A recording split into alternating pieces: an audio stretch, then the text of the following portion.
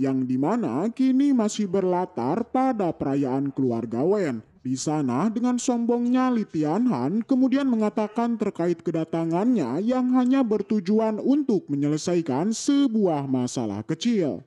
Yang dimana jika masalahnya selesai maka dirinya akan segera pergi dari tempat tersebut.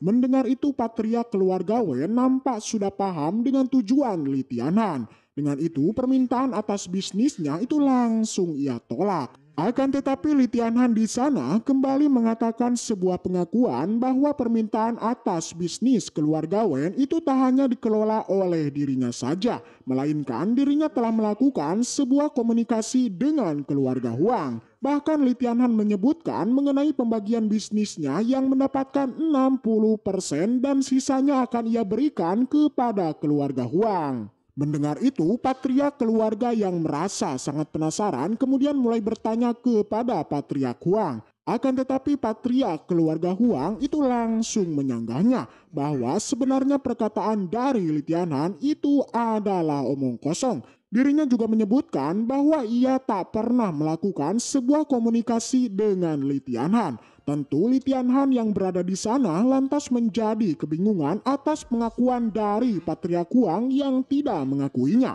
Ternyata perkataan Patriark Huang sebelumnya itu hanyalah candaan belaka. Bahkan saat ini sikap dari Patriark Huang malah mencoba untuk menasehati dari Li Tianhan. Dengan begitu Li Tianhan pun merasa sangat malu dan tidak meneruskan keinginannya itu. Akan tetapi dirinya menyebutkan adanya masalah lain terkait kedatangannya. Hal itu berkaitan dengan anaknya yang telah menyukai dari Lin Zhao. Sang anak lantas meminta untuk membubarkan pernikahan dari Suyi, bahkan meminta untuk mengusir Suyi. Mendengar itu semua orang menjadi sangat terkejut. Bahkan Suyi saat ini bersumpah untuk menghabisi dua orang musuhnya yakni Wei Qingyang dan juga Li Moyun.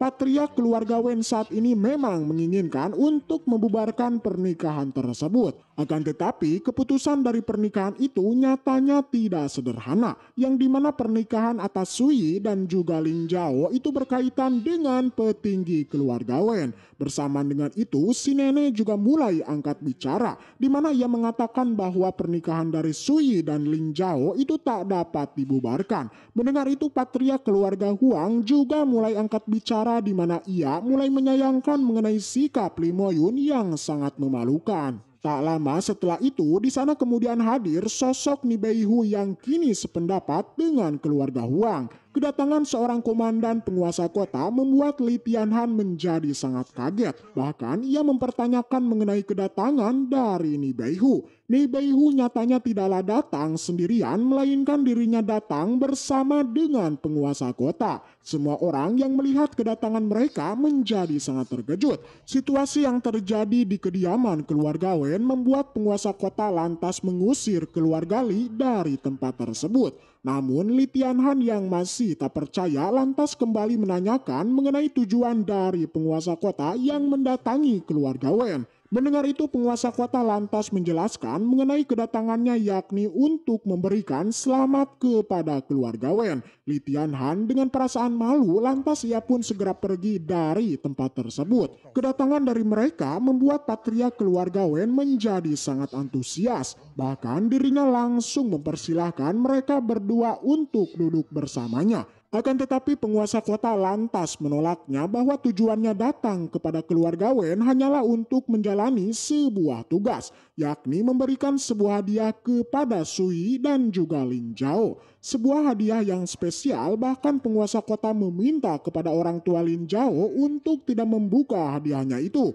Mendengar itu, kedua orang tua Lin Zhao lantas mengiyakan dan berterima kasih atas hadiahnya itu. Tak banyak basa-basi, penguasa kota pun kemudian langsung pergi dari tempat tersebut. Bahkan semua orang menjadi terkejut saat setelah penguasa kota itu terlihat menghormati sosok Sui. Si nenek yang merasa sangat penasaran lantas langsung meminta kepada pelayan di sana untuk menyuruh Sui agar nanti menemuinya. Setelah itu, malam pun akhirnya tiba dan kini terlihat Suyi yang tengah ditunggu oleh si nenek. Suyi yang merasa kebingungan lantas ia pun menanyakan mengenai tujuan si nenek memanggil dirinya. Nampaknya saat ini si nenek sangat terpukau bahkan merasa aneh dengan kejutan yang terjadi pada perayaan tempo lalu. Pertama, kejutan mengenai keluarga Huang yang kini sangat menghormati Suyi. Dan kedua, kedatangan dari penguasa kota yang seketika memberikan sebuah hadiah kepada Suyi dan juga Ling Zhao. Keanehan yang terus terjadi membuat si nenek menjadi curiga bahwa si Suyi telah menggunakan identitas dari keluarga Su. Bahkan yang menjadi anehnya lagi yakni berkaitan dengan kedatangan Pusan dan juga Nibeihu. Dengan itu si nenek kemudian mengingatkan kepada si Suyi untuk tidak menggunakan nama dari klan Su dari ibu kota Su, di mana aturannya jika Suyi melanggarnya maka hukuman yang akan menimpanya. Mendengar itu si Suyi hanya bisa tertawa. Dirinya bahkan langsung menyanggahnya bahwa kedatangan dari Pusan ke perayaan itu bukanlah dirinya yang menggunakan nama dari keluarga Su. Si nenek masih kekeh tak percaya dan masih menuduh Suyi itu telah menggunakan identitas keluarga Su untuk mengundang Pusan. Akan tetapi kembali Suyi menyanggahnya dan bahkan Suyi mengira bahwa si nenek saat ini sedang berimajinasi. Dan yang paling mengejutkan bahkan di sana Suyi mengatakan bahwa si nenek bukanlah siapa-siapanya. Yang dimana di masa lalunya si nenek hanyalah seorang pelayan yang selalu mengikuti arahan dari Su Hongli. Dengan itu Suyi berpikir bahwa si nenek itu tak mungkin bisa mengundang penguasa kota. Sebuah kalimat yang sangat menyakitkan membuat si nenek menjadi sangat kesal. Di mana si Suyi dengan lantang menyebut ayahnya sendiri dengan nama depannya. Yang dimana hal itu merupakan sebuah kesalahan besar. Tak lama setelah itu si nenek kemudian mengeluarkan sebuah pusaka peninggalan ayah si Suyi. Kekuatan dari pusaka itu jelas bukanlah sederhana. Yang dimana jika dihancurkan maka kekuatan dengan ranah martial venerable akan kesulitan untuk menahannya. Mendengar itu Suyi pun langsung terkejut. Bahkan ia tak mengira ayahnya telah memberikan sebuah pusaka yang sangat kuat. Ia pun mulai bergerak dan melirik pusaka itu. Dengan sebuah kekuatan mental, pusaka di tangan si nenek seketika menjadi retak. Melihat itu, si nenek menjadi sangat kaget. Dirinya bahkan tak mengira ternyata kekuatan dari Suyi itu telah bangkit. Suyi juga mulai mengatakan bahwa si nenek itu tak berhak mengatur dirinya, yang dimana dendam yang telah memuncak itu tak akan pernah padam. Keluarga Su yang telah mengusirnya jelas di masa depan dirinya akan membalasnya. Bahkan sebelum kepergiannya, Suyi menantang kepada si nenek untuk memberitahu keluarga Su mengenai dendam dirinya. Di perjalanan Suyi kemudian mengingat mengenai seorang ibu yang bernama Yupei yang telah dihabisi oleh ayahnya sendiri. Yang dimana jika waktunya telah tiba dirinya akan mencari Su Hongli di ibu kota Yu.